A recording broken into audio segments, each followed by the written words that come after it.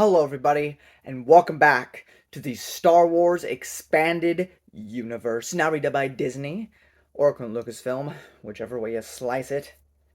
Legends. So, today, I have the ninth book in the X-Wing series. We will not return to X-Wing till long after New Jedi Order, after Legacy of the Force. It might be in between Fate of the Jedi, but if not, it's after Fate of the Jedi. So, like, a long time from now will we get to that last book in the franchise. Um, but here we are, Book 9 by Aaron Alston, yet again. May he rest in peace. Starfighters of Adumar. I hope I'm saying that right. Probably not, but whatever. Um, it's a little small tale. There's slightly more stakes than like Tatooine's Ghost, but it's still a relatively small scale story. It's more of a fun one-off adventure. The only significant thing being Wedge's, growth here, character development. But essentially, there's this planet that is neutral. It's been pretty secluded off, kind of like Hapen, like the Hapes cluster was closed off for a long time, but they are really good at making like proton torpedoes or the fudge, like big bombs or whatever. Like, it'd be really useful to the Republic. It could also be really useful um, to the Empire. So we got representatives from the Empire there. We got Wedge Antilles, Tycho Selko, Wes Jansen, Hobby, all there, as representatives because they don't like politicians, but they like pilots because they're all like pilots on this planet. And so, it's a matter of like trying to convince this planet who they should side with. And that's basically the gist of the story. Do you really like do you need this story? Is this a central story in Legends? Not really. Besides one thing, but it's I had fun with it. It's a solid like book for me. I don't like. There's nothing in this book that emotionally like truly compelled me, except for like the opening chapter where I was like, you know what, this is my favorite book of all time or anything. Like it's good. That's all I really have to say about it. I mean, the story's fine. I don't really find the people of Adumar super compelling. It seems like been there, done that with Marvel Comics and other things. I don't know, just like a generic thing you'd see in something sci-fi-ish. This is the one time I could say it feels more like sci-fi because Star Trek. Drop down to a planet. Planet's got this culture and way of life. They learn about it. They discover it. Some conflict happens. End of the episode. They leave. That's essentially this book. I mean, it's just like the most generic Star Trek episode you could ever think of. But the interesting parts in between there is character moments with like Wedge Antilles and everything. But overall, I thought it was a fun book. I enjoyed all the interactions with the characters. Aaron Alston, again, with his witty banter back and forth between all of his characters. The villains were fairly nuanced. I mean, the villain of this book is actually not really the Imperials, even though they're there. It's a little bit more nuanced than that. So that was a little bit fun. Um, I only have two things to say, so they're slight spoilers. I honestly don't think it'll be that big of a deal for you. Um, so I'm just gonna mention them here because I didn't write that many notes down. It's actually a pretty short book. It's only like 292 pages, which for a Star Wars book is pretty short. Usually you get at least 350 is like the bare minimum for most Star Wars books. So at least I've noticed it's like around the 300 mark. Um, but the first chapter. So at the same time, I think Alston holds a lot of the same opinions that Stackpole does when it comes to Kevin J. Anderson and other things. That Kevin J. Anderson is a weaker writer, reinforcing, fans' opinions of those people, but kind of voicing their negative opinions through the page. However, um, there was like, here's the thing about Aaron Alston, which I feel sets him apart from Stackpole, and at least when it comes to criticism of other works. Or even stuff like what I think Noah would probably write. Like by Noah, I mean another YouTuber, Quality Autism. How he would probably write a short story or a continuation of the Expanded Universe if he had a chance to, which is to definitely jab at stuff, but in a more subtle way. Like there was some joke one of the rogues made about trying to do this maneuver would be like giving a 2-year-old a lightsaber, which is a jab. It's a clear jab at Kevin J. Anderson Jedi Academy trilogy because Jason held a lightsaber at like 2 years old. Now he's being helped by Luke Skywalker, which that is often not, he was being helped by literally a force spirit of Luke, but we'll just ignore that fact so we can make fun of it. But regardless, it was a slight little jab, it's a blink and you miss it, as compared to the multiple things that Stackpole does during iJedi. And so the perfect example to me of why Alston can critique something while being far more respectful and even courteous to the people who enjoyed it. You have the first chapter because fans demanded it, basically, and because I guess nobody really liked it. Wedge and Qui Zux, who was introduced in Jedi Academy trilogy and was still dating Wedge by the time of Darksaber, they break up. And it's a fairly realistic breakup too. It's not overly dramatic or anything. Um, they're sitting. I think they're at like a coffee shop or something. They're just sitting down. They're eating their meal, and Cusack is like, "I think it's time to split." And in Wedge's head, he was trying to think to say the same thing, but she said it first. And instead of like bashing it, because you know what Stackpole did during iJedi, he used Korn as a mouthpiece to be like, Wedge, you're an absolute freaking moron for trying to go out with this girl. It's gonna end badly, but if you want to be stupid and do that, then you go ahead.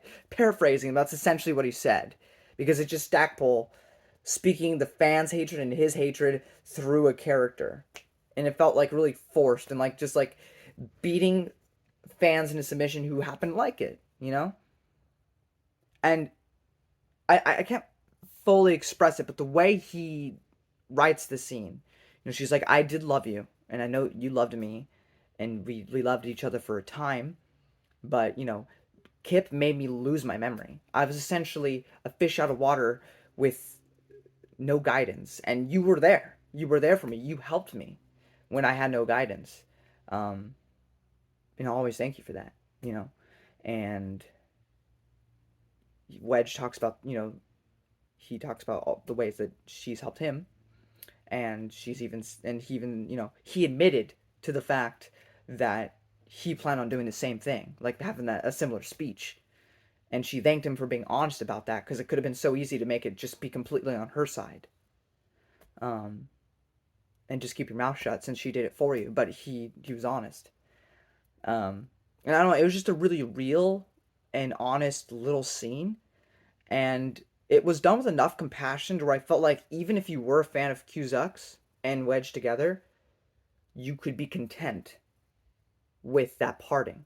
Like, it was done in such a respectful way to me, which was just leagues above what Stackpole did. He was just blatantly ripping it apart.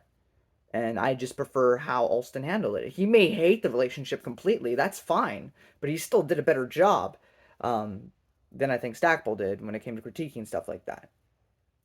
But yeah, that's pretty much it. This happened for a specific reason for this book. But one of the great parts about Wedge, and what I think makes him really relatable, is the fact that this is a guy who, and it even addresses some things about, like, not like directly, but it's like Wedge is a real character. Whenever he's in, the X-Wing books, whenever he's in somebody else's book, he's just kind of there. But that's kind of the thing, like, Wedge is a good friend to everybody. He helps out everyone. He is a soldier that's all he's ever really known, and it's all he's ever really done. So outside of work, because like most of the friends he's made is through work, which, I mean, I have friends outside of work, but I'd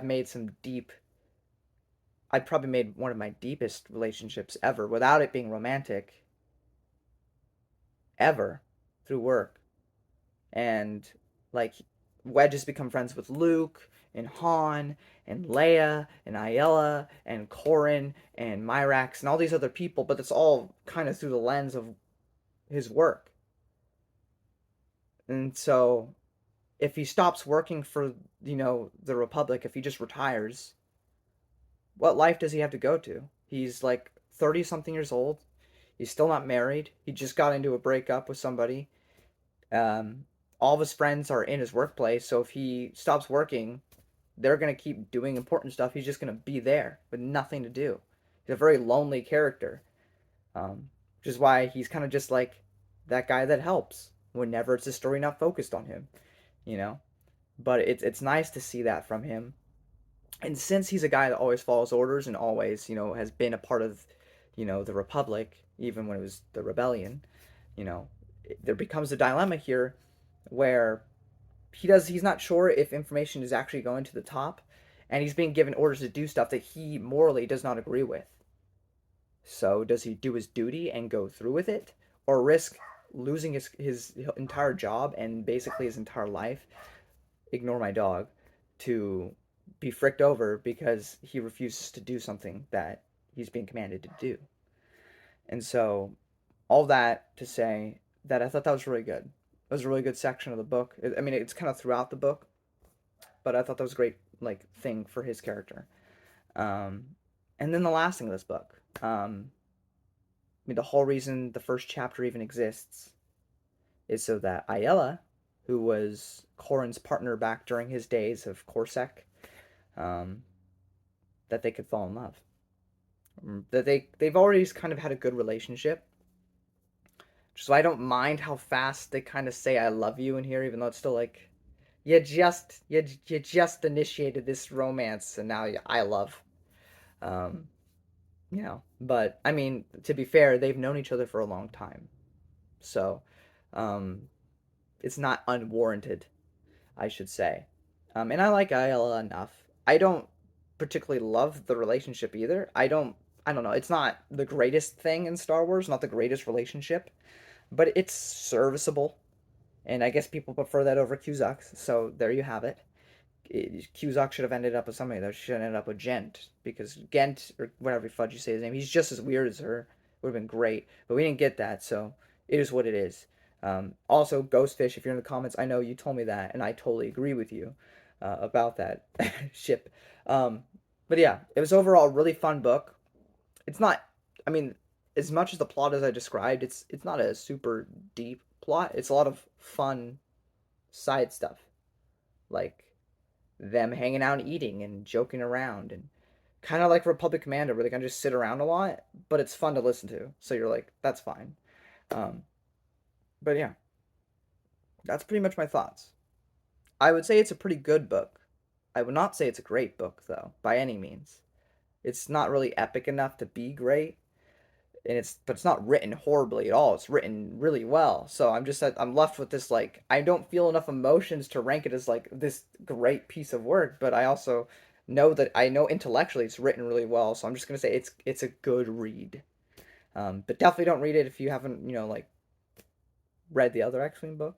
I don't know, just read those other ones first, because that's most where Wedge's character development grows, and you actually get to learn more about Ayala and all that. So that's pretty much my thought, guys.